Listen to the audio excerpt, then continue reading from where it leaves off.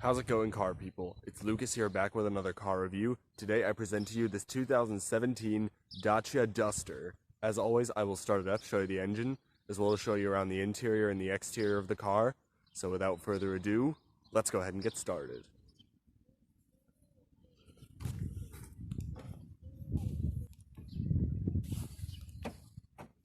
This Duster has a silver exterior with a black and gray cloth interior and the optional 5-speed manual transmission.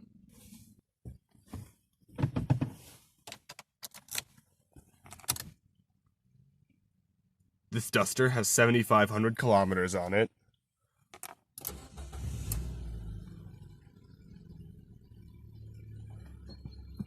Starts right up.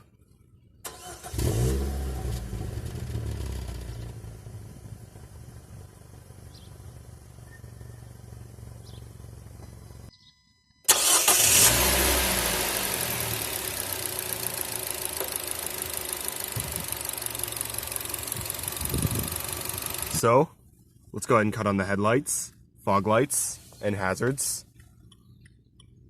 The driver's side window is fully automatic. So, let's go ahead and check out the exterior of the Duster. On the side of the exterior of the Duster, you have black plastic and gloss black side mirrors, turn signals on the front fenders, body colored door handles, roof racks up top.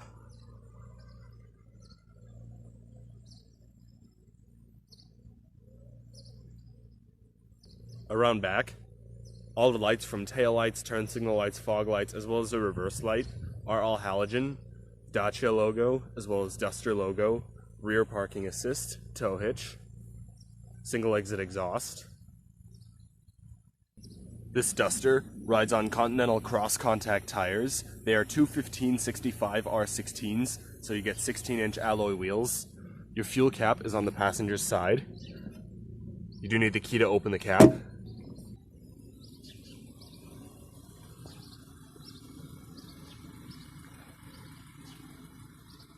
Up front, halogen headlamps and turn signal lamps. Your Dacia Duster front grille with some gloss black trim. Fog lamps down below. So, let's go ahead and pop the hood.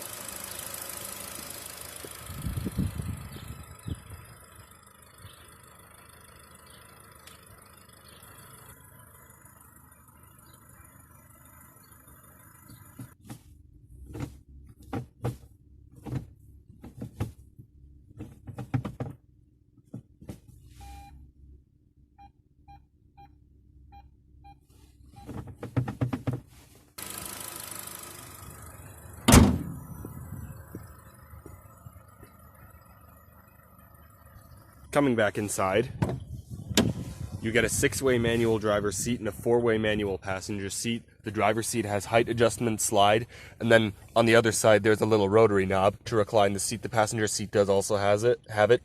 Passenger seat just misses out on height adjustment. On the door panel, plastic trim, little bit of cloth padding, power windows, chrome interior door handle, little bit of storage down below, speaker. Your power locks and power mirrors are in the center stack and center console, by the way. I'll show you those later. Left of the steering column, you have an air vent right here, and over here, angle of headlights. You do also have all-weather floor mats. So, let's go ahead, hop inside, do a few revs, and see how it sounds.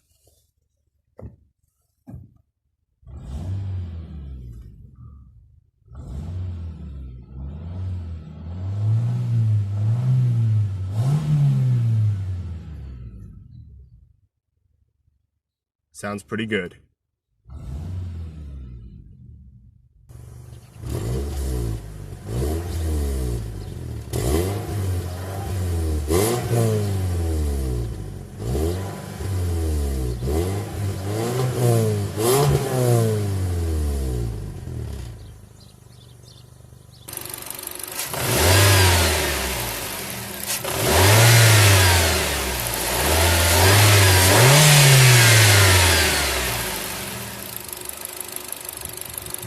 Alright, let's go ahead and shut the door and roll the window up.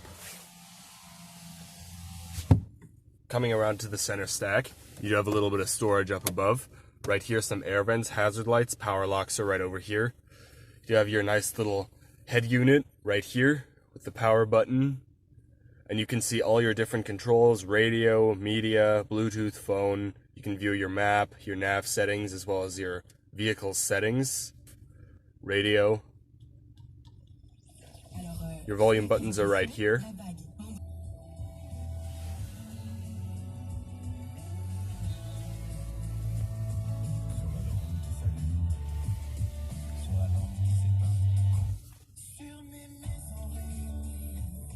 The radio does sound pretty good.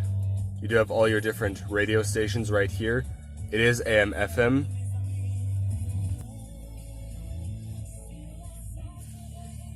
The display does also have day and night mode. And the power button is right over here. It just shows the clock once it's off. You do also have a USB port and auxiliary input right here. Down below, you have single zone manual climate control with your fan speed right here, temperature settings, different zones, front defrost, rear defrost, AC, recycling, all that jazz. Over here you do have a little bit of storage, auto start stop system, eco mode, cup holders, 12-volt power outlet right over here, shifter, power mirrors are right here, as well as your parking brake.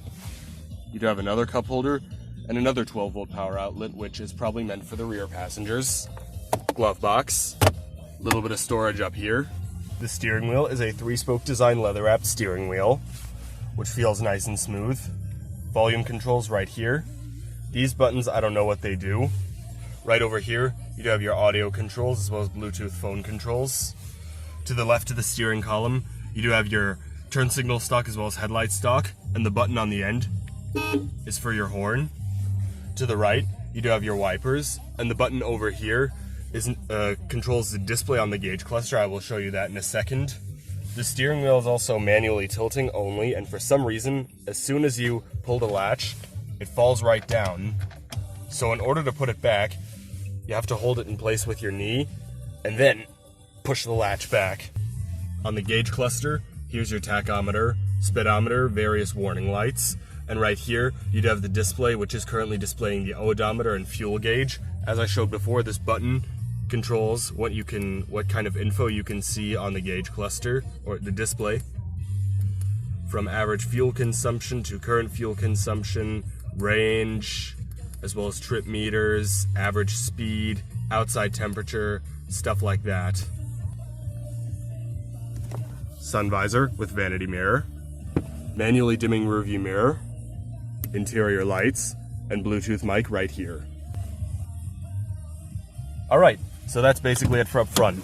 Let's go ahead and check out the back seat. Coming around to the back, your black and gray cloth does carry through, as do your door panels, minus the cloth inserts. Hopping inside, the back seat on the Duster is reasonable. Now this seat is all the way back. I'm 6'1", and my knees are just about touching the seat, but you know, luckily the back of the seat is pretty soft, so no problems right here. Headroom, it's good enough. So it's really not a bad place to be here in the back seat of the Duster. I'd say if you're taller than about 6'3", that's when you'd have trouble fitting back here. You do have dual seat mat pockets for the back. Here's that power outlet that I showed you earlier.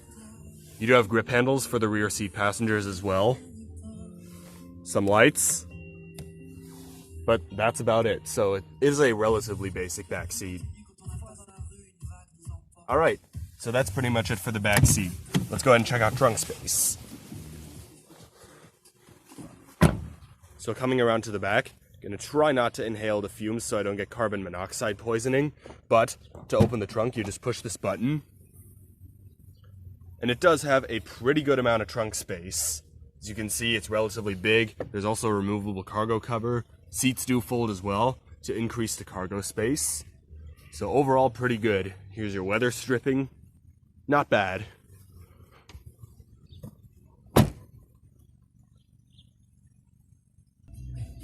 Alright, so that's basically it for the entire car. Let's go ahead and shut it down.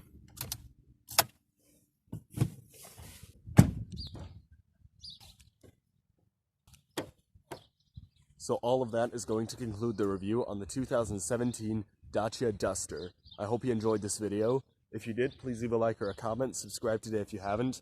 Thank you all for watching. I will see you in my next video. Goodbye.